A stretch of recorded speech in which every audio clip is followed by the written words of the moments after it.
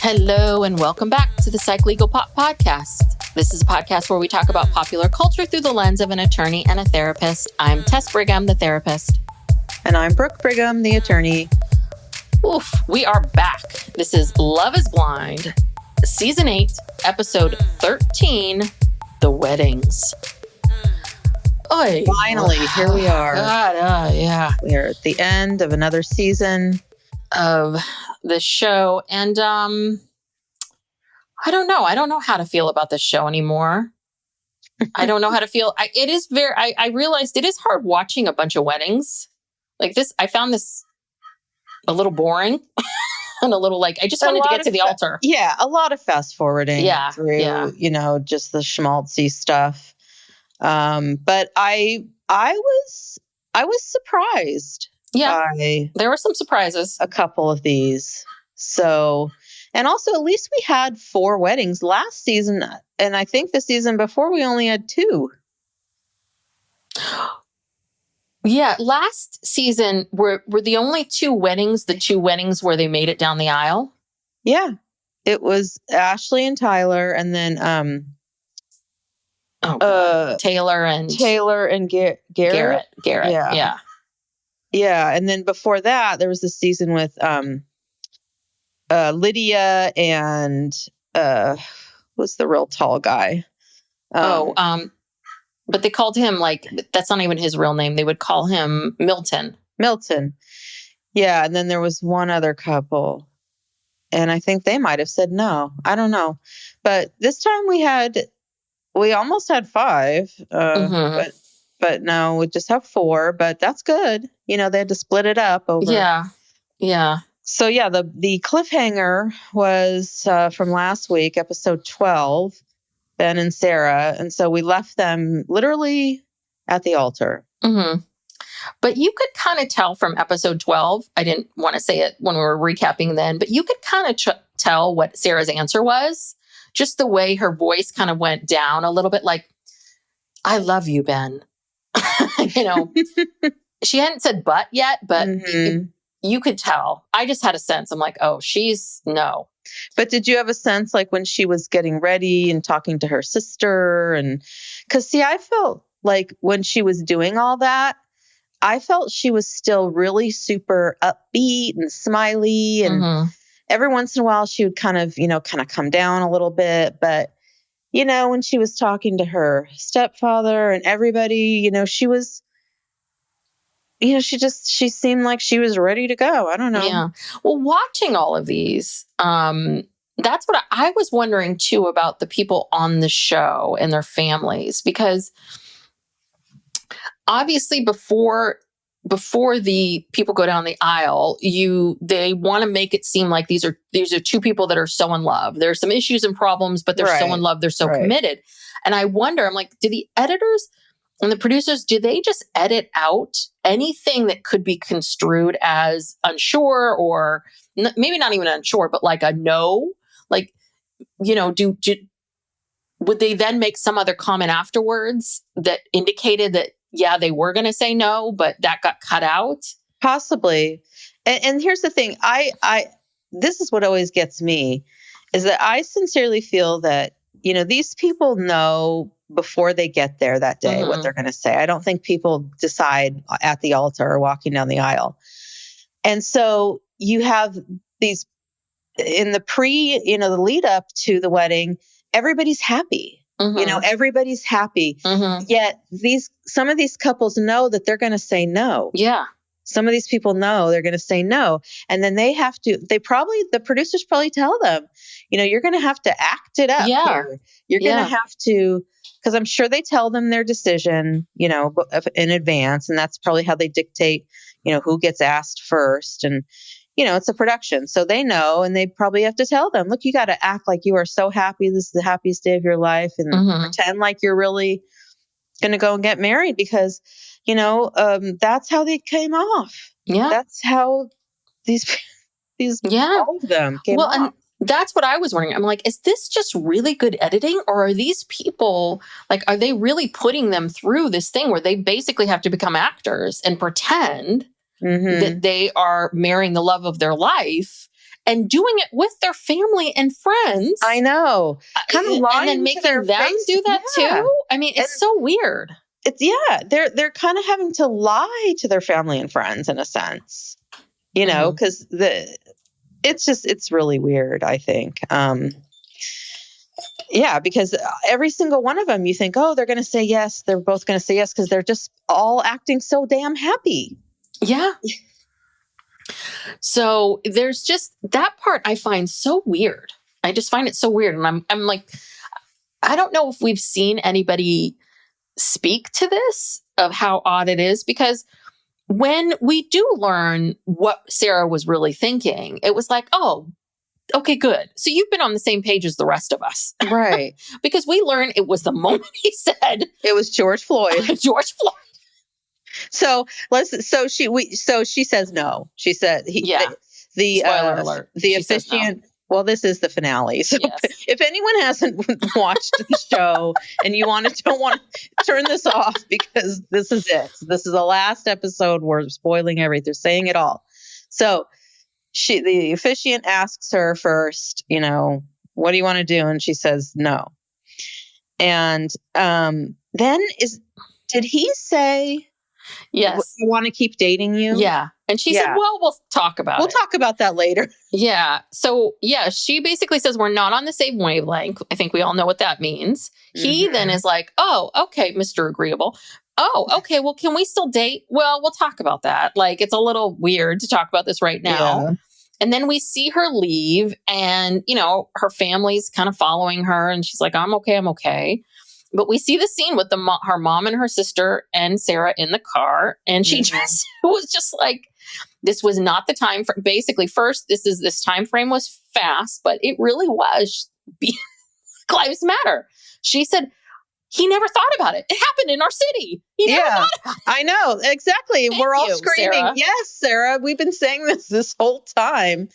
Yeah. And she said that he basically just, she didn't say these exact words, but basically she said he's not intellectually curious. Yeah. He's not a curious person. He's not a curious person. He's not. I mean, he's just sort of like, huh? What? And we talked about this last week about how the church stuff, I think, just bothered her. She couldn't get on board with that. Well, and I think it was the fact what she was really waiting for. And I could see her being kind of back and forth with him. But I think that final date when she brought up to him, like, hey, I watched a video. This is their stance on, you know, if a child comes to you and says that they're gay, this is their stance.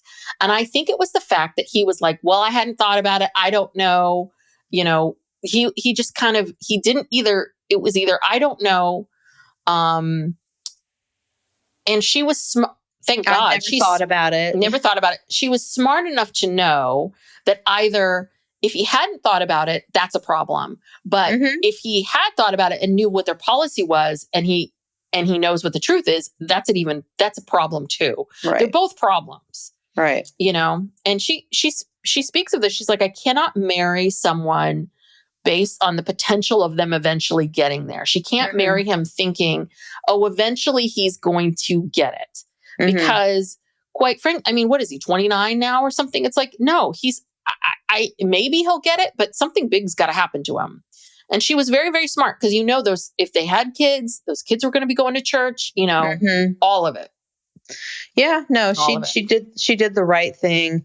And frankly, I'm surprised she was so enamored with him to begin with. Yeah. Because again, that George Floyd conversation took place in the pods. Yeah. And then she went through, you know, she accepted his proposal. She went through and she was, you know, they didn't really have any conflicts. Like there was that blip about the TikTok that turned out to be nothing, but it was like she's like having a great time with him, or at least acting like it. I mean, she's always smiling and just always very loving, and she just acted like she was having the greatest time of her life. Yeah. And all that time, she's thinking to herself, I can't be with this person. I can't be with this person. He doesn't even care about George Floyd. Yeah. You know, and it's like she's thinking about her gay sister and the fact that he can't reconcile this with these church videos about having a gay child. And it's like, oh my God, how did she hold it together? Well, I don't know. I could see how maybe in the pods that George Floyd thing bothered you, right? But here you are again on the show, and she seems like she's an open person. And I think that she probably was like, well, let me see. I think this was this big red flag and she wanted to see. And I think that she did. And again, she kept seeing and seeing and seeing. And finally it got down to the wire. And I think she was like, here we are, we're getting married soon. Are you at all, has anything changed from the pods to now? No. No. Uh-oh, this has got to go. And I do think, even though some of these people won't admit it, I think there's a lot of people that go on the show, even though they say they might be ready to get married and all of that. But I think for a lot of people, they see it as an experience. Yeah. It's an experience that they were going to have. So maybe it might end in marriage, maybe it won't. So I think that's one of the big changes with this show, is the fact that I think a lot of people go on the show, not for clout, but for the experience of this. Yeah, they know at the end of the day, they don't have to get married, so it's really, what have you got to lose? I don't know. Yeah. And I think that she might be someone like that, who is just like, I wanted to have this experience and let me see what happens. And maybe I might fall in love. Who knows? Yeah.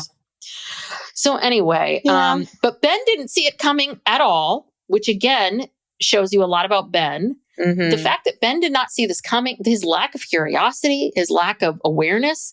This woman has been asking you these questions. You want to marry her? You were going to say yes. This woman's been asking you these questions for I don't know how long. What did you think was... Anyway. And then he and his friends pray.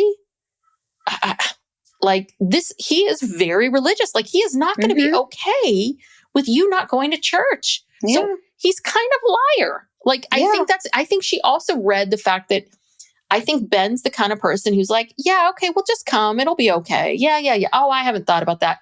Like, there's something a little shady about this. Like, just be open. And I think that he knows that he cannot be as open as really who he is, because he knows that the audience isn't going to agree with it.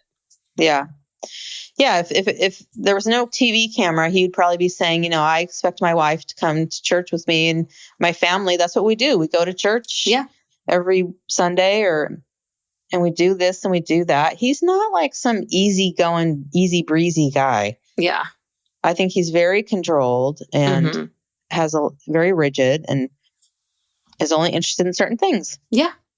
I think things that affect him. Yeah. And his life. Right. And isn't it nice how he's a white male and not a lot affects him? Because you haven't had to, Ben. Just like do, just walking through life. Yeah. But both Lauren and Molly were there. They're everywhere, these two. They're the power couple. This new duo. Yes, the new BFFs. Yes. Okay, and then we get to Monica and Joey.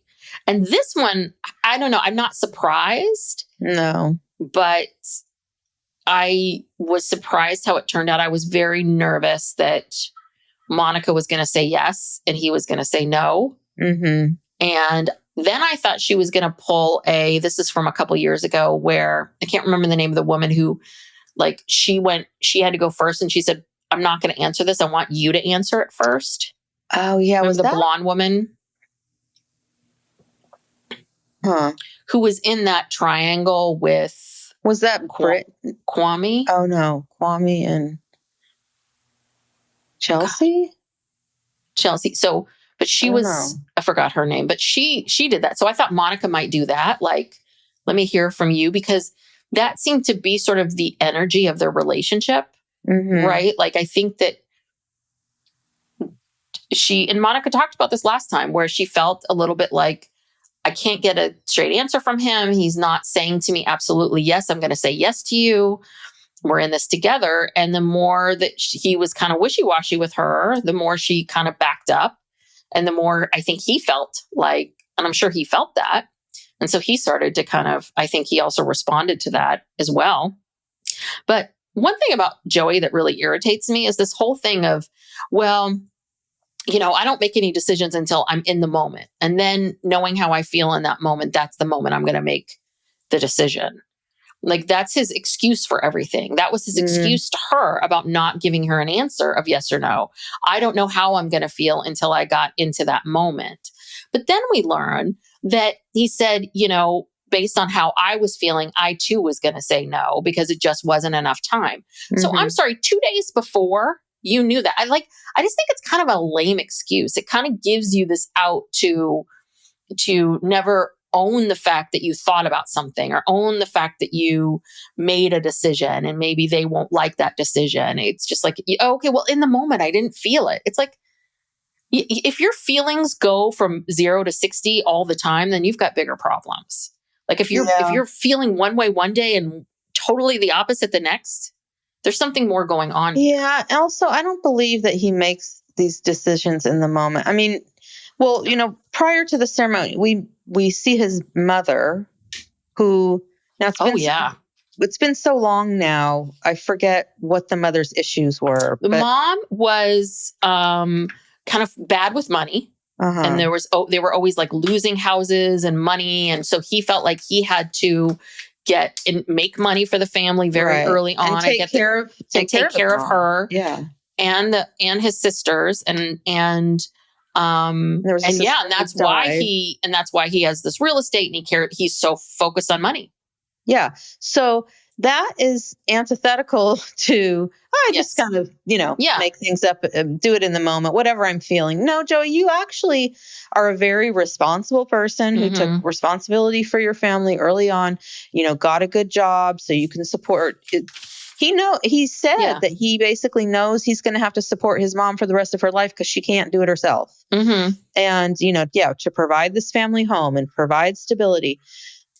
So he's got that whole thing, but then he tries to come off as being like, oh, I'm just like this cool dude, like the hair, coming in on a skateboard. Oh God, the skateboard, the Hawaiian shirts, like all of it. He tries to come off as just being like this, happy-go-lucky, whatever, and he's not. No, he obviously has to plan things out, work very hard. So I don't know. I don't think he really knows, who he is exactly and what he wants. And, he's got so much stuff going on. And you could tell just by the mom's energy. Well, she's very, fragile. Yes. And what are you wearing, Mom, to this wedding? I don't know. Like we're wearing a blue, like the sisters are both wearing these pretty Hawaiian-y kind of flowery dresses. I'm sure they probably got the memo about that. The mom is wearing a 1980s blue, strappy, sparkly dress. Like everyone look at me. The minute I saw her in that dress, I'm like, oh, this is an interesting mom. Like, oh, okay, we're getting some things. Yeah. And just a little bit about like, you could get the sense that those sisters, this family's used to taking care of her. Yeah. But yeah, I'm with you. I think Joey, even though he's 34, really doesn't know himself very well, because I think he's another person who maybe because of his childhood and the way he was raised, that he, had to be really responsible. And then there was so much chaos that created a lot of anxiety and that OCD, and I think that he hates that. He hates the control part. He loves it, but hates it. And so he works very, very hard to be seen as this carefree kind of guy. And it's like, yeah, you are working overtime to show us that you're carefree and cool and, whatever it is. It's like, you could wear the Hawaiian shirts. You don't need to point out to us how kooky that is. Like, just be you. Like people who wear Hawaiian shirts, they just like to wear them. They're not pointing it out to us all the time. That was one thing about him. And I'm still unsure about his job because they call him a physician's associate. That's not efficient. Is that different than a PA, a physician's assistant? I don't know. Maybe they call it that in Minnesota. They have a different name for it. I don't know. Okay. But so we both think he's almost a doctor, kind of, maybe. I think it's akin to, maybe it's like a step below a physician's assistant. Maybe he's in training. I don't know. I just wonder if it's something that, like, maybe he runs a medical office. Is it possible that we've all thought he was like a Dr. Light? And maybe he's not. I don't know. Anyway. I don't know. But yeah. Yes. And Monica, I think, she was sort of trying to match his energy sometime, the goofiness of the two of them together. Yeah. But you could tell that I could tell she she was very worried and. Yeah, well, yeah. And that's why I'm really glad that she said no. And I'm glad she said no. I'm glad that she was able to go first. I think the producers maybe thought, or I don't know what answer she gave them, but maybe she thought she was going to say yes. But I think that she figured out that, which was very smart of her. She was like, this guy's not going to choose me. So F you, I'm choosing myself. Do you know what I mean? Instead of being like, I'm going to wait for your answer, or I'm going to say yes, praying, hoping that you say yes. I think what she realized was, I don't want to be with someone who makes me feel like I'm not enough, or I'm not being chosen. He's not that into you. Like, and I think she complained about, that he wasn't very, physically affectionate, or, is that what she was complaining about? He wasn't, he said, I was working on my physical affection and all of that, but I don't even think it's the affection piece.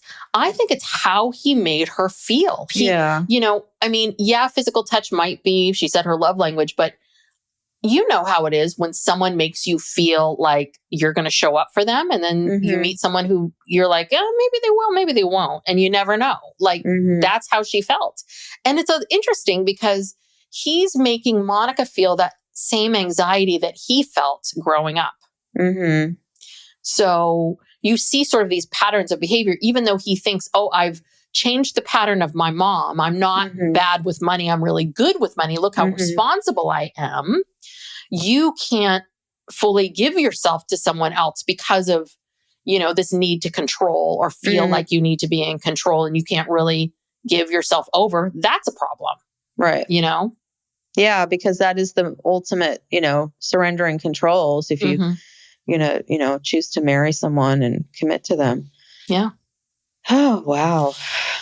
So much. That was a heavy one. Yeah, it was. But good for you, Monica. You go find someone who thinks you're awesome. I could also see maybe these two, I could be wrong. I could see these two maybe dating, because I think they both were into each other. It's just part of it is they need more time. Like I was saying at the last episode, it's just so many words. We are so stuck in words, and we just need, and if you look at all the reasons people said no, some of it was the words, but it was really related to their actions. Again, the George Floyd thing, that was just words, but it was when she got home and saw the actions, did this match? Oh, yep.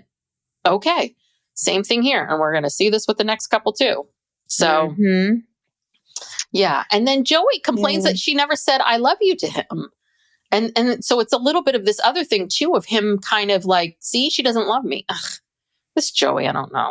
Well, did he say I love you to her and she didn't say it back, or? Well, that's what she was complaining too. It sounds like she didn't feel it, so she didn't say it to him. And then Joey blames Monica saying no because of her sister. And I'm like, the sister had nothing to do with it. Like, she was just skeptical of you, and she's just being a protective older sister. That's it. She could, I don't think Monica was going to make a decision based on that or not. But anyway. Yeah. All right. So next is Virginia and Devin. And I really thought. I thought they were, I thought she was going to say yes. I mean, she found 2 ladybugs.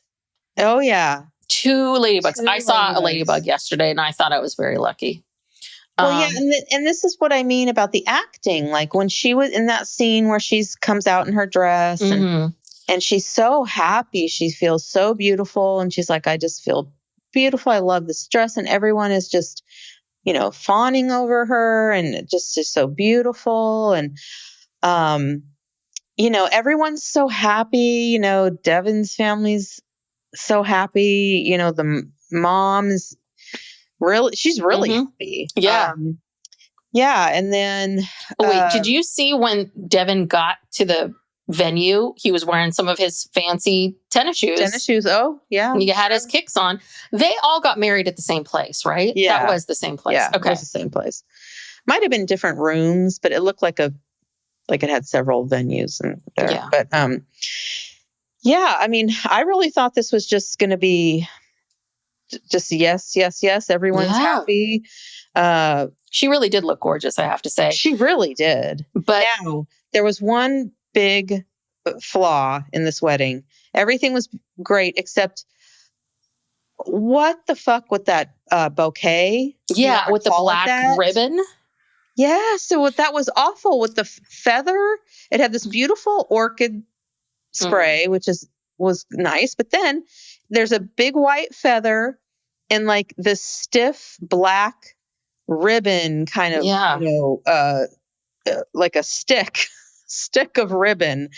And then he had a boutonniere that was a feather with like a gold D on it. And that was like, dangling. It was like dangling, but the feather it wasn't like a huge, the feather's like half as, I bumped the microphone. It's like huge. It's like this giant thing. They were the ugliest things I've ever seen. Yes. Where, who, and why? Like, I think this was Devin's family. That's just me. You think they picked that out? Remember, was she the mom that had a lot of tchotchkes? Yeah. Yeah. I think Devin's mom more is more with Devin's mom. I really do. I think yes, I think more is more. I think that was all her. I think that, Virginia is a stunning woman, period. She looked stunning in that dress. And that's what hit me. It was like, you guys aren't talking about Devin at all. You're just all talking about how hot she looks. And she did. And I think that's in that moment. I think she's just like, well, I'm just going to admire myself. Like, I don't know if I'll see myself in a dress like this again. And so, hey, true. Yeah. And then Devin's little niece is the flower girl. She was so cute. And then did you see that she ran out of flowers really quickly? She's like, oh no, couldn't make it down the aisle. She was very cute. Yeah. Very, very cute. That was nice. And the parents, so then we meet Virginia's dad. Who seems happy for her. And we've already met Devin's family. Everyone's there. Yeah, I thought it was just going to go swimmingly. Yeah, her aunt, Virginia's aunt and godmother was the officiant. Yeah. And we thought, I wrote down in my second note, I said, they both may say yes. Yay. I was super excited. Now, this is where I knew I was a little nervous.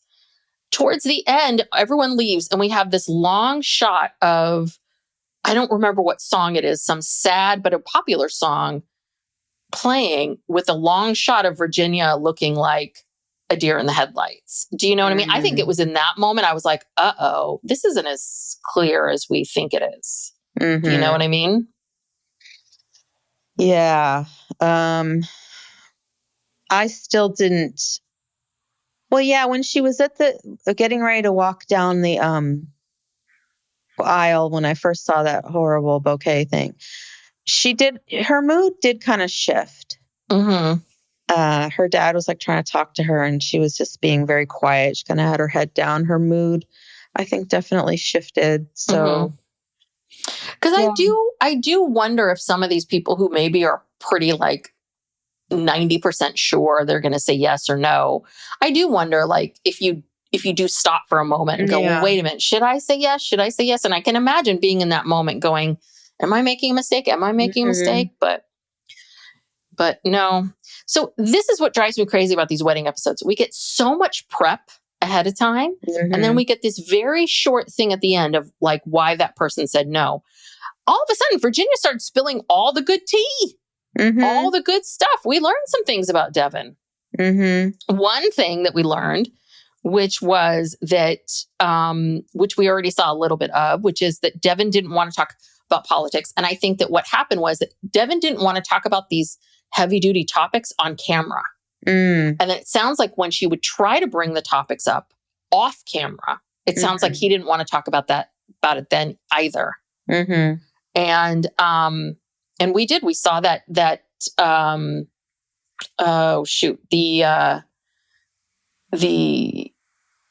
scene where when she's trying to talk to him about politics, like how do you vote? Yeah.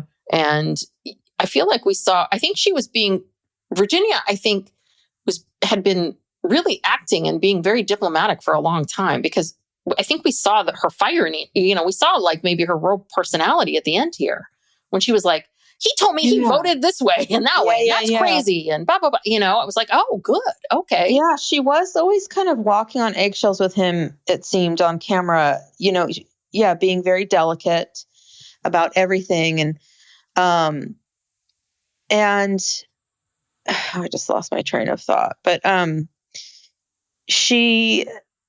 again, do you think maybe this is a case of Devin maybe also not being very intellectually curious? Yes. And then also, but I do think it is combined with the fact that, he's a Black man. He has to be very careful about what he says, and he knows he's being filmed, and, and apparently his family's Republican, or at least his father is. He said that. And yes, there's a lot going on here. And so I can see why he wouldn't really want to get into that. Yeah. But I mean, why can't they talk about it when the cameras are gone? And I think that was also part of the problem, is I think that he hadn't really thought about these things and hadn't had these feelings. I don't know if he did vote. Do you know what I mean? And I think that he couldn't have conversations with her. The other thing that we learned is there was no sexual relationship. Yeah. So one thing I did notice with them is I never got a lot of passion, like a lot of chemistry there. So I'm not surprised, but it sounds like, he's a 28-year-old guy. I mean, so who was he trying? And she was just like, no. It's like that whole thing was very odd, but it sounds like there was something there. Like you were right. She was not attracted to him. Something. I mean, there were scenes in Honduras where they, were in the pool and, and they said that they were attracted to each other, but that was in the very, very beginning. And and I can understand taking it slow or whatever, but they went all the way back and, lived together in that apartment for at least a couple weeks. And, they never got there. Yeah. That's something weird there. Well, and the last one was my favorite thing that we learned, which is that apparently a family friend of Devin's a family friend or relative must have given Devin a wedding gift, a check for the two of them for their wedding. And so Virginia learned about this from Devin's mom, but she never heard it from Devin. So she had been waiting around a bit. See, I think this is the action part, right? Like this is the stuff. And unfortunately, if you think this sounds petty, it's like all the information that she really could glean. But I think these things are important. Like he never said anything to her about it. Now, do we think that he was trying to do something shady? Who knows? It is possible that he simply cashed it and forgot and didn't think anything of it. But it is shady. It is shady to get a wedding gift from somebody and cash the check and never even say anything about it. Because I mean, even if it was $100, $50 of it's hers. But it's a little bit like that made her feel a little weird. And I don't blame her. Yeah, no, it is. It's a sign. Yeah. And yeah, she did once she was able to open up. I wish they would have just kept rolling, because she just kind of started spilling all the tea about Devin. But yeah. And I don't want to. I don't think she's trying to make like Devin seem like he's a shady person. I just think that showed a lot about the two of them and just how they saw things. And I think Devin kind of was like, oh, we got a gift. Great. Takes the check, cashes it, and then just moves right along and doesn't think about, oh, I have, this is for the two of us. So I don't know. Psych Legal Pop will be back after these messages. Yeah, well, he was devastated. He was. Oh, my God. Yeah. And his family, like everyone, they were pissed. Yes, they were very pissed. Especially the mom. And the sister. I mean, they were really, really mad. And this I thought was so funny. So after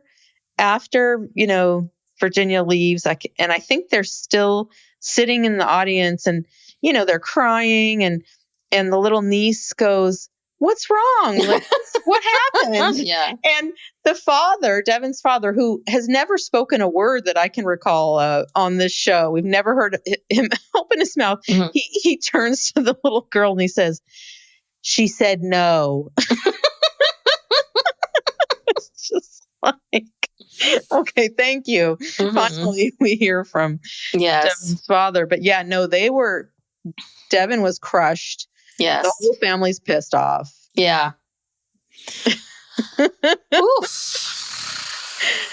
Oh. Yes. Not happy. I think this at the reunion, that's going to be interesting to to hear from them. Well, we'll see. We'll see if Devin's still pissed a year later. Again, that's going to tell you a lot about a person. You know, can Devin see this for what it is and, you know, say some things, or is he still mad and blaming her? So this entire time I'm watching the show and I'm like, I know there's one more wedding after this. Which couple is this again? I was like, God, I was like really in the depths of my brain. I was going to stop the show, but then finally I'm like, oh, it'll come up. I'll eventually find out. And then I'm like, oh, right. Daniel and Taylor. Okay. I thought they were already married. Yes. It's like, oh, we actually have to go through this thing? Okay. Oh, okay, great. Yeah, I mean. And then I was like, oh, they saved these two for last because we need some joy in all of this shit that we've just watched. We got to end on a good note. Yeah. Yeah. And I don't even remember anything about the wedding. It was just like everything, you know, everything was perfect. Everybody's happy. It's just literally, they both know, they're getting married. There's no question. Like, are they going to say yes? I mean, it's just a done deal. Yeah. They got those ornaments for everybody, you know, they want those on your tree. But yeah, they very much, it was, and the vibes were very different with these two. Like they both wrote each other cards and, you know, the similar way and sentiment of that. And we learned they have not consummated the wedding, but tonight they're going to do it tonight. They are. So it definitely sounds, and I think that they definitely have chemistry. I think the two of them just decided to wait for whatever reason. And then we see John, Daniel's dad. He talks about, and I like this dad. I do. Because what he said is that, you know, it takes a lot of courage to come on this show. And it does. I mean, I think that's one piece, as much as we're all kind of laughing. It's like, yeah, it does. It takes a tremendous amount of courage to come on the show and be vulnerable. Yeah. And some people do it and, you know, can. Other people try, but they can't. I mean, but it does. It takes a lot to kind of put that out there. And he talked about what it was like, you know, Daniel's their second child. And he said, you know, our first child, Rachel, when she, being born blind, that the whole time when they were pregnant with Daniel, not quite knowing. And he said, it's, you know, it's okay. It's, you know, we love Rachel, but it's like, there was a tremendous amount of stress before he was born of like, what could this be? And I hope people, he said then afterwards, once he found out that the baby was healthy, she was healthy, everything was fine, that he came home and he was emotionally exhausted from all that worry, which does make you wonder a little bit about, right? We know so much more now about babies and the state of the mother, of how they're feeling. I do wonder if all of that anxiety was passed down to Daniel. Yeah, I mean, I like this. I like this dad. I think, and I hope people didn't misinterpret what he was saying. I don't think he definitely wasn't saying anything about being disappointed with Rachel. I think he's just really talking about what it's like to have a child with different needs and how that affects the other children that you have, how that affects how you see things, all of that. Yeah, it makes you worry more. I think it was more like, like he was so worried that something would, you know, because now he knows it can happen. Yes. You know, and so then he was so worried. And I think he was just expressing that he was just so grateful. You know, he's just grateful for his children to be happy and healthy and, you know, whatever. And Rachel sang and played the piano at the ceremony.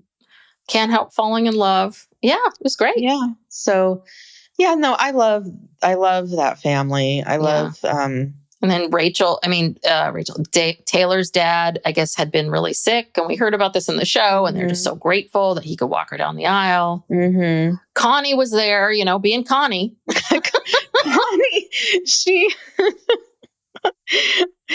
is just, I don't know. She looks perpetually just sort of stressed out. Just kind of like, oh God.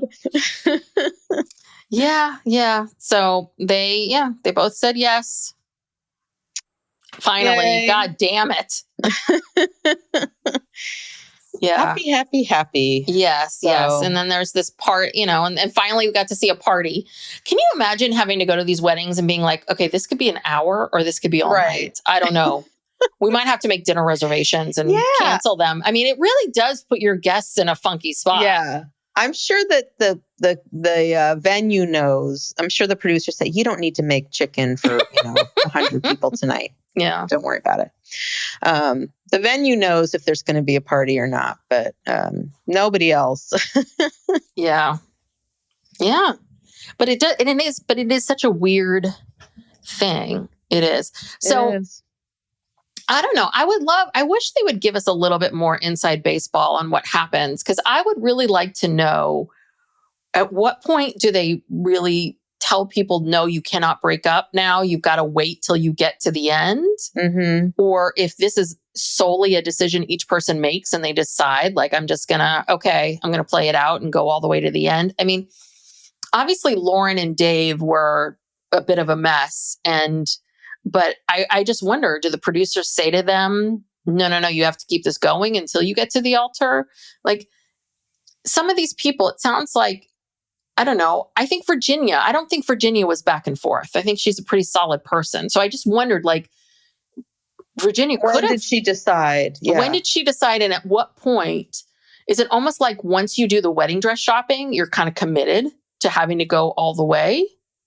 I'm trying to think if there's ever been a case where, someone, they were planning the wedding, got the dress, ready to go, and just didn't show up. There must have been at least one.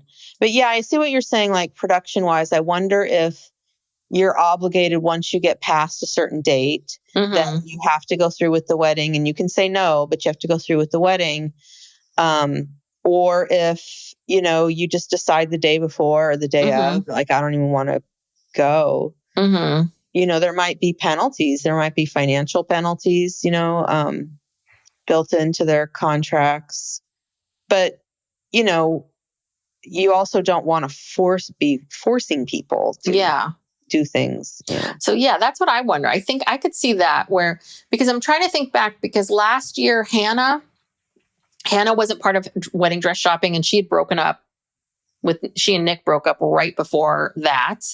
Remember that one time with Marshall and that one woman, she didn't even come. Like, she just no-showed to the event. Marshall showed up to try on the groomsmen stuff, and she didn't even show up. Yeah. So then they had to break up.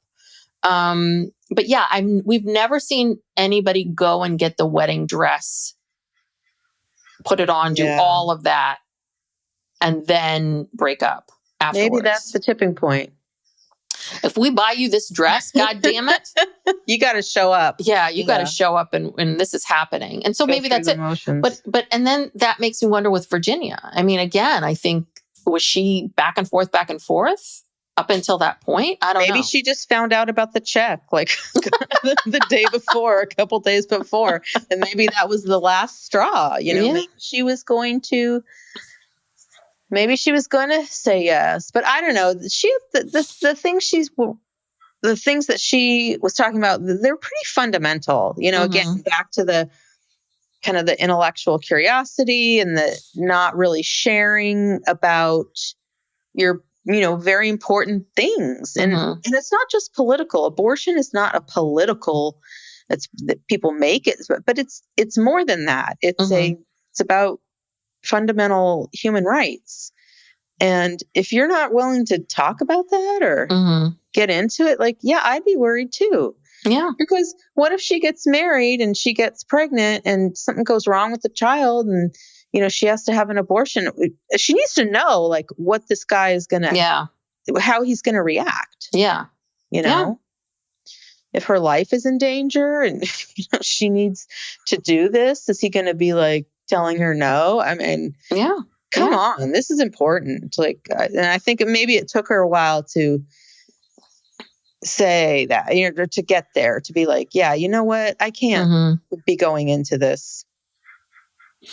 Maybe information. Yeah, maybe it's possible that she was like, okay, I tried to bring this up on camera, that didn't work. He doesn't want me to. Maybe she did try to bring it up off camera many times and kept getting shot down, and then the check just Right. That just bugged the shit out of her. And maybe she didn't like his answer off camera. Mm-hmm. It's possible because we don't know what his answer was. Yeah. Yeah. Yeah. And, she talked about voting, that you have to vote.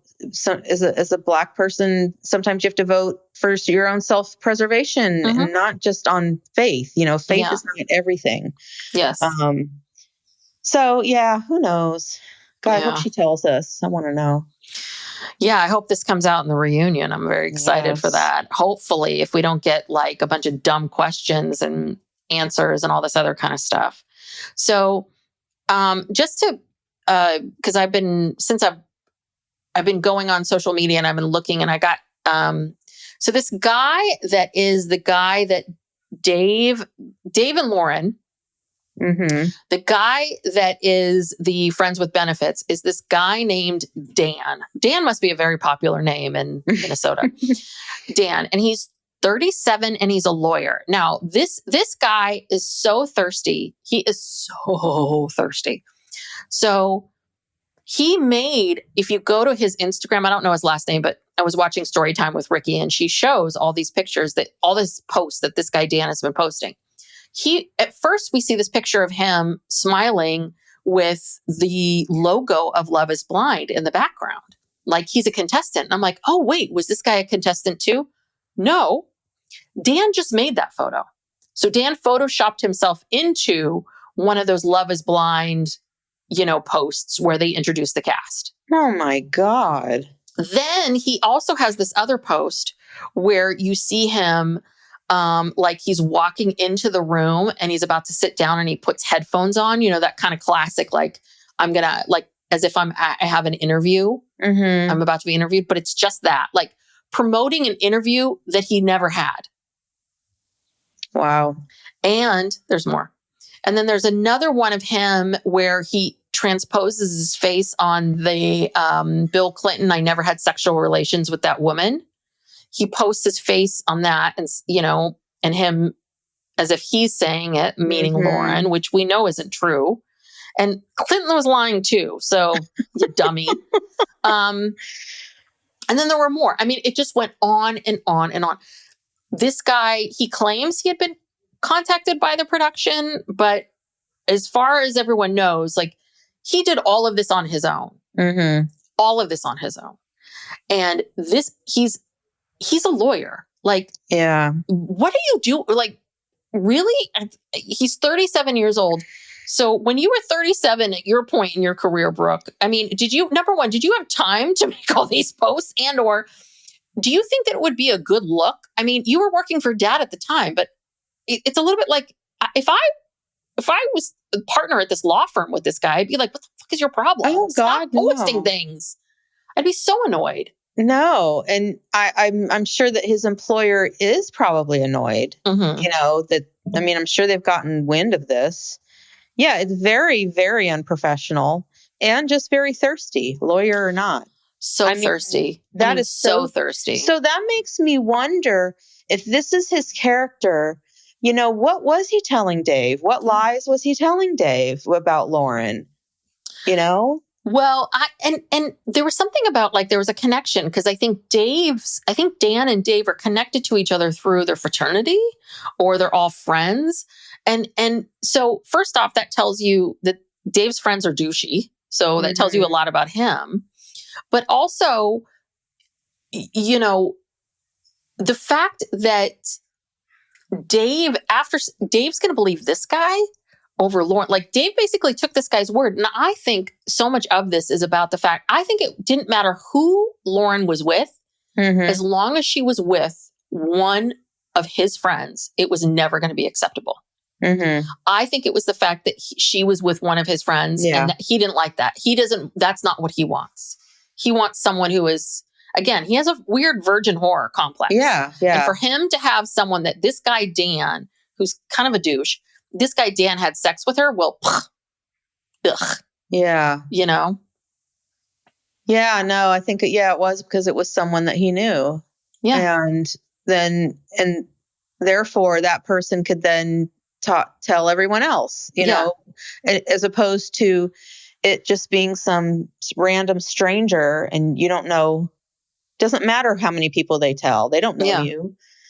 Yeah. I mean, this is all about Dave's ego. Yeah. It's just ego. And he just can't.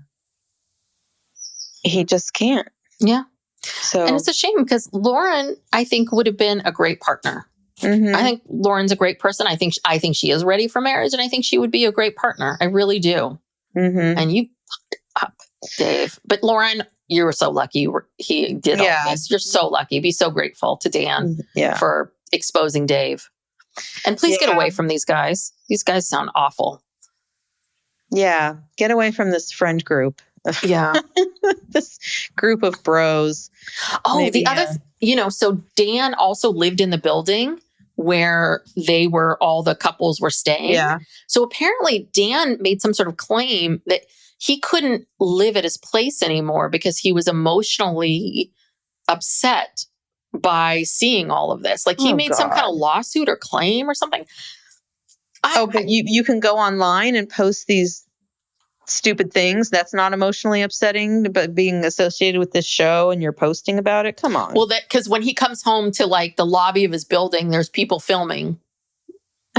And that's emotionally upsetting to him. Triggered. I don't know if he was seeking damages, but apparently he was complaining to I had to go stay with friends because it was too upsetting. It's like, oh my God. So he's trying to get something. He's trying to get money or something. I don't know. Who knows? Wow. I don't think he works for a law firm. I really I don't know. I have a lot of clients. I have lawyer clients. And if you work for a big law firm, you have no time for this. You do not have time to make Love is Blind posts. So that makes me really think this guy doesn't have enough to do. Well. So, yeah. And then apparently there's some other tea that I saw, which was about Madison and Alex. And apparently that guy, Alex, who comes across as really sweet and charming, that someone else posted something about him. Apparently he's a bit of a crazy person too. I can't remember what the full thing that they said was, that essentially Alex kind of, his way of kind of love bombing people, and it got me, is to tell everyone, this story of being humiliated, of being treated terribly and bullied and all this kind of stuff. And you know what? It's interesting because I often see these people telling these stories of being bullied. Maybe it's just my ego, but everyone's been bullied. But I would never get on TV and tell people about how I was bullied unless I really felt like I had something that I needed to say about it. And it was so important I had to share this. But I'm always interested in people that find these really painful things to become part of the first thing we hear about you is the most painful thing that you went through. And it was terrible. He was bullied. He wasn't, the stories that he told, but then now you're kind of are these really true stories? Or is this part of your act? Or did all those things really do happen? But now this is part of your, I'm going to make people feel sorry for me. And then I'm just going to treat them like crap. But apparently Alex does stuff like this, what he did to Madison, this kind of building you up and ripping it away. So, wow. But Madison's a piece of work too. So, I think she also, none of that was going to be good. They were not ready to be getting married. So when we started the season, you said you were not impressed. And so I think, what have we learned? We've learned that these women are pretty smart because they all said no. Yeah. And, I think with Dan and Daniel and Taylor. I've already forgotten her name. Taylor. He was a diamond in the rough. I think that's another thing. You just don't know. When we first saw him, he's not some stunner. It's not you go, oh God, he's so. He's just kind of he's cute. This regular, but he's not cute. He's cute, Clay. But he's just kind of very regular, and he was insecure about. He's only 5'8", and that whole thing. And he turned out to be just the nicest person, and he handled that whole thing with the social media stuff very well. And because this is one thing, and I really do feel for men that because this is who my husband is too. I think Dan is a lot like Steve in the sense that Steve would never ever go to a bar and try to pick up a woman. He could not like walk up to some woman and say, "Hi, I'm da da da da da." And I think Dan's the same way. And there's a lot of men out there that it's not that they don't like themselves or they're not confident. They just don't have that kind of like walking up to a stranger and starting a conversation kind of energy. And I think that's Dan. Like, I think Dan was maybe that guy that would go out with his friends, but maybe would chat with people, but never felt that level of confidence. And I definitely think it sounds like he would never approach Taylor. No, he would have never approached Taylor. I don't have a chance. Yeah, I don't have a chance. So I'm not even going to go over there. So he wouldn't have. And I think that Taylor also maybe wouldn't have given him a chance. Like, I think they are absolutely that story, and they, wouldn't have met otherwise, but they did. But they are very much the same person. Yeah. They have so much in common, and everything aligns for them. So I'm very happy. I mean, I think that the quote unquote experiment works in that way. But for people who struggle with, the whole kind of like first date talking bar club scene kind of thing. Yeah. And so, I mean, they are a success story, and that's what the show is supposed to be about. And then also, like, going back to, let's remember our first encounter with Dave, where he walks into, I forget who he was talking to, if it was Lauren or whatever, walks into the pod, and the first thing he says is, "So what's wrong with you?" Mm-hmm.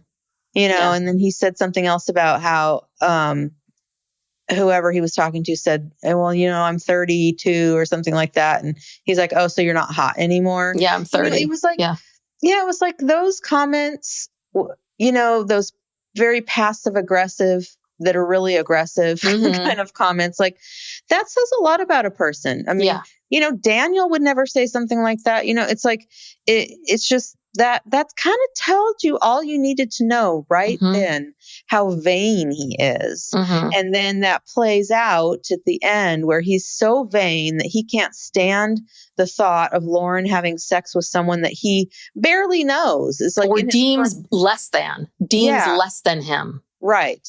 Like, because she wasn't having sex with him in Honduras. She didn't jump his bones the minute that they got there. And, so he told us who he was, like, that very first day. And can I also say something about Dave? Dave, I think, very much represents this toxic male that has been around, because I know a million Daves, because you were in a sorority, I was in a sorority.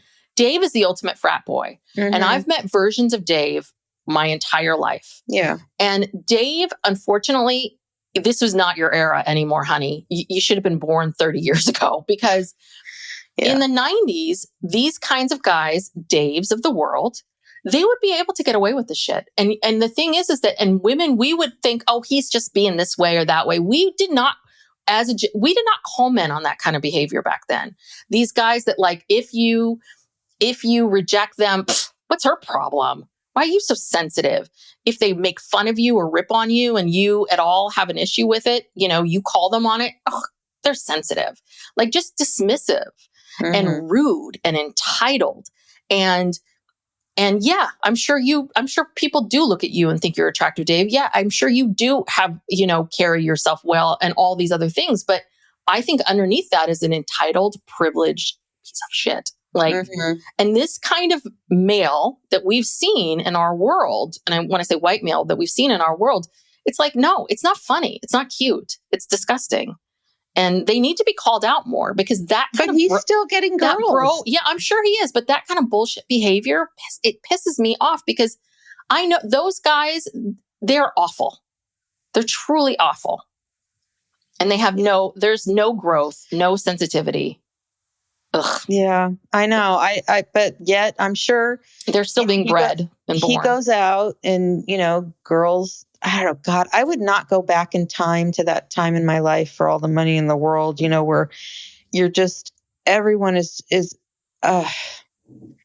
the posturing and the posing that goes on. People in bars and going out and doing this and looking for a husband, looking for a wife, looking for this, looking for that. It's like awful. But yeah, and also not standing up for people, not right. Like, because trust me, if there was a group of girls and Dave came over and Dave started like flirting with one and then making fun of another one of the girls, if she was maybe a little heavy or not as pretty or this, none of those girls would stand. I'm not saying this is everybody, but I'm just saying this is what I see a lot of, or like friends not standing up for friends. Like there was a lot of this sort of like whatever the man said, you kind of went with. Are you talking about like when we were that age? Or yes. Now? No, I'm not talking about now. I don't know what goes on now. Yeah. I'm talking about back then. Yeah. Where there weren't a lot, like there wasn't, I didn't feel like there was a lot of female power standing up for each other, protecting each other, caring for each other versus like, oh, this is what this guy said. So I'm just, it was kind of, girls were cutthroat, because they wanted to, I can't explain what it was like when we were in our 20s, like the focus, like a young woman, even an educated woman who's, been to college, going to college, whatever, like your number one thing in life that you were supposed to focus on is finding a man and getting married. And so you could be pregnant, before and have kids before you're 30. It was like, that was the mentality. And people did a lot of stuff, to get there. And if it meant being cruel to some other, quote unquote girlfriend, or even, I remember in my sorority house, like, there was competition sometimes over a guy and like, and the girls just got real nasty. Yeah. It got dirty. Yeah. When I had already met Steve, we had just started dating, but when I was 27, I went back east to go to one of my first friends from college to get married. And it was shocking to me, to see all of these women that I went to school with. Like, it was almost like geared on, we have got to find men. Like every last one of them was like finding men and who was this guy and who was that guy and all this kind of stuff. And I'm like, didn't we all just go to college together to, I don't know, grow and like no one was talking about their career. Like no one cared about their careers. I'm like, no one. And I was at this point too, where I too felt this pressure. I always cared about my career, always have. And so I was a little annoyed that like, oh God, this is our whole identity is this now of like, if you're in a relationship with somebody or not. But what drives me crazy is I look back now on all the years that I was single and it wasn't enough. I so wish I could go back in time and just enjoy being single. Yeah. Because I never allowed myself to feel single. And the thing was that when I look back on that time, it was like, I don't think I really was ready for a serious relationship. I look at all these like relationships and situationships I was in. I was like, yeah, I don't think I was ready for someone then. I don't think I was ready for someone there. Like, but I felt like every relationship had to turn into something. Like the pressure to never, I just never felt like I could no one was ever encouraging me to just be alone and enjoy it and love it and be happy. And that's why I'm always like saying to my clients all the time, like, eventually you're going to meet someone. And I swear to God, you're going to be dying to be alone in your house. Like, I cannot even tell you. Yeah. That's what happens. And I look back on that and it makes me feel really, really sad. It does, because I never just got to enjoy being young and being single and just enjoying that and appreciating that. I had lots of experience and I had fun, but like, it always felt like until you find someone, you don't truly have it all. Right. And we were raised to, in the wake of, the feminist movement in the 70s, we were raised like, yeah, you can do it all. You can have it all. And yet when we got, there, all the emphasis was on getting married. Yeah. It was like, well, yeah, you're going to go to college and you got to be a professional and you're going to have a career. But it always went back to this fundamental thing. Like you have to get married and have a family, and it has to happen in a certain time frame. And it's happening all around you. All these people are getting married and you're going to a wedding a week, every summer, you're just like, it's crazy. And and it's like, for what? Half the people are divorced, and then the other half are unhappy. And, it's just like, yeah, we should be enjoying our youth. Mm-hmm. And I realize there's a timeline if you want to have children. And that's always our downfall, it seems like. It's the ticking clock. Yeah, the time frame. Yeah. I got to a point where it's like, well, I'm not going to marry anyone who is currently around me. I'm just going to have a baby and maybe I'll get married someday, Yeah. It's like, it just got to that point, and it's really hard. It's really, really hard. And I hope it's different now. I don't know, but I feel like it was really, really hard on us. I felt like we really were just being pulled in all these directions. And I see it like on Love is Blind, I see these women, the men are much more able to take it more in stride because they don't have a ticking clock when it comes to fertility. Mm-hmm. And the women, it's like there's this desperateness to it. And I've felt that desperateness, and I'm sure you have too. Yeah, and it's just like, it's just, ugh. Well, really, biologically, men are allowed to grow and evolve and change and become who they are and then have a family. Right. We are not. Right. That's the problem. Like, the thing is, the reality is that, we don't really know who we are. Brain doesn't fully form until we're 25. So we don't really know who we are. We are constantly evolving. I shouldn't say we never stop knowing, but by the time that you get and you really understand yourself and know what you want for yourself and what you want in a relationship, it's in that moment you have to meet somebody and that's usually like late 20s, early 30s, but it's in that moment. And men have that luxury because they get to evolve and grow and, okay, so I'm ready. I'm ready for this. Here I go. But women, we're just like, these messages are just constant. And and you can hear the biological clock ticking. And you also know that, you're around lots of people. And I think that's why women end up marrying and having children with men that are just like, what were you thinking? Mm-hmm. But it was just because they just felt this way. You felt like you had to. The other thing too is, and I don't know how you felt in terms of our parents, but I never got the message about being married ever from our parents. From our parents, it was always about going to college, potentially getting an advanced degree, but going to college and building a career and doing something that I felt like, that was important and meaningful and special, or, something.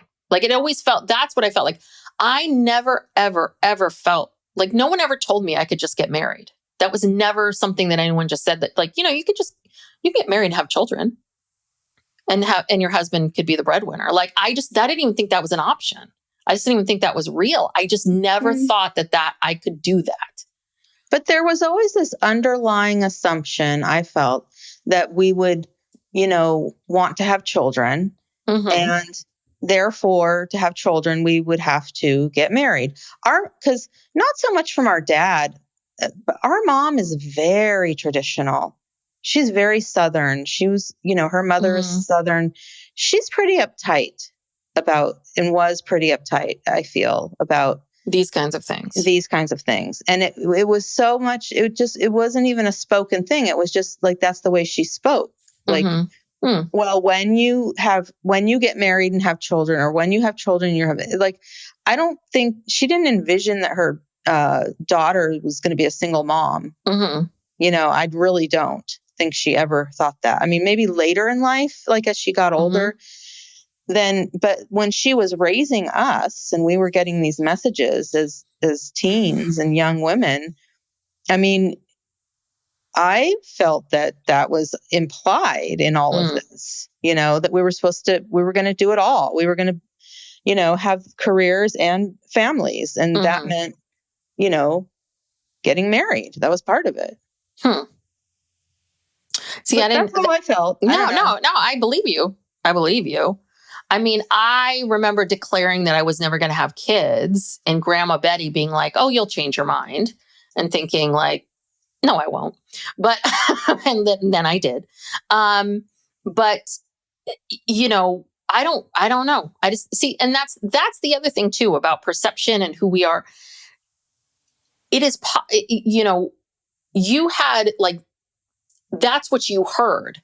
I guess in my mind, I think if I heard those things, and I believe I probably did, I think I just tuned them out. Like it didn't mean anything to me. You didn't take it in. I didn't take it in because I was so focused on my career. I was so focused on, and maybe doing she something. Didn't say it as much to you. Maybe she said it to me and then maybe changed and then just didn't say it to you. Yeah. You're also the second one. Like your first child, I think you're more like, I don't know. Yeah. You're much more uptight. More uptight about it. And like, I got to say these things. I got to plant these seeds. I got to do this. I got to do that. And then after, the second one comes along, it's like, oh, she'll figure it out. Or you think you told her the same thing, but maybe you didn't. So yeah, it's, different, parenting styles for different kids. But no, I definitely felt that. So if there's any young women out there, please enjoy being single. Yeah. Travel. I hate those people who say, when I was single, like, are you seeing anyone? I hated that. I hated it. Whether I was or was not at the time, it always bothered me because it felt very intrusive. Mm-hmm. And I also kind of felt like I'm not going to show up with somebody until I kind of feel like maybe something's there. Like I dated a lot of different people that people didn't meet because it was just a little bit like, I got to wait this out. I'm not introducing you to anybody unless I know, like, okay, this might work. And so that's the other thing too, is people assume that if you're not introducing them to people or whatever, that you're like some sad, single, lonely person. It's like, you don't know what's going on with people. People got lots going on. So don't even ever assume that. But don't ask people, please. It's like asking women, are you going to have children, or when are you going to get pregnant, or when are you going to have babies? Yeah. It's like, don't ask people, are you seeing someone? And no one asks this to men the way they do to women. And then having to say no, it's like, oh, like as if I've done something wrong. Poor thing. Oh, someday someone will come along and want to date you. But what I love, and this is what I say to my clients as well, I say to them, you can all have boyfriends if you wanted them. Every last one of you. If you wanted to walk out the street right now and have a boyfriend, we could go find you one. Because trust me, there's a lot of guys out there that are willing. I said, what you want is someone that is, that you want, that you're attracted to, that's going to treat you well. That's what you're really looking for. And that's a hell of a lot harder. Mm-hmm. So having a boyfriend it's not hard. Yeah. Not at all. It is boyfriend, girlfriend, whatever you're looking for. Not hard. What's hard is finding someone you connect with and then making a life with them without killing them. As we've done all these true crime shows, like that's the hard part. So please don't say it to people and don't feel bad at all. And if you're single, enjoy it. Just dig in and love it. And every single time you get to do something on your own and whatever, just be so grateful. Be so grateful because there's one isn't better than the other. It's just different. That's all. So there you go. Says the married lady who has a husband. Well, I don't know. What would you say? No, I definitely, I mean, I don't know. Both things are true. Mm-hmm. It is nice to have alone time and time to, just do whatever you want to do. But it's also, sometimes it sucks. Sometimes it's lonely, having to do everything yourself and, all that. So, there's good and bad parts. Yeah. But yeah, when you're young, in your 20s, you should not be in a hurry to be doing anything. Mm-hmm. You should be, doing whatever you want to do. Yeah. Figure yourself out. That's the best thing that you can do for yourself right now is just figure yourself out. Figure out what you want, what you don't want. Take the time to do that. You'll make much better decisions. It just gets real tricky when you get into your 30s because, again, you're running up against the fertility thing. And if you want to have children, that is really... Yeah. It's really hard and it's just unfair. Yeah, it's very unfair. It's fun. It's kind of sucks, but it is what it is. And I don't know what else to say. Yeah. All right. We said a lot. Oh, we've said it all. Okay. I'm emotionally drained. All right. Well, I guess we'll be back for the reunion, which is I think it's a Monday night or something. This finale drops on a Friday. Yes. We're recording ahead of time, but it drops on Friday, March 7th. And I think the reunion is on the 9th, isn't it? Yes, it is. Yeah. It is. So very, very soon. Very soon. We'll be back talking about that. All right. Well, thank you everyone for tuning in. If you enjoy us and enjoy our podcast, please go check out our Patreon. We have lots of extra content over there, and we talk a bit more about our personal lives and hot topics and other things. If you have not given us a review, please go to Apple and give us a 5-star rating. Those ratings help us tremendously, helps people find the podcast. Please share the podcast with a friend or 2 or 10, whomever, and subscribe and all that good stuff. Follow us on social media at PsychLegalPop, at Blue Sky, Instagram, Facebook, and TikTok. And that's it. We'll see you all next time. Bye. Bye.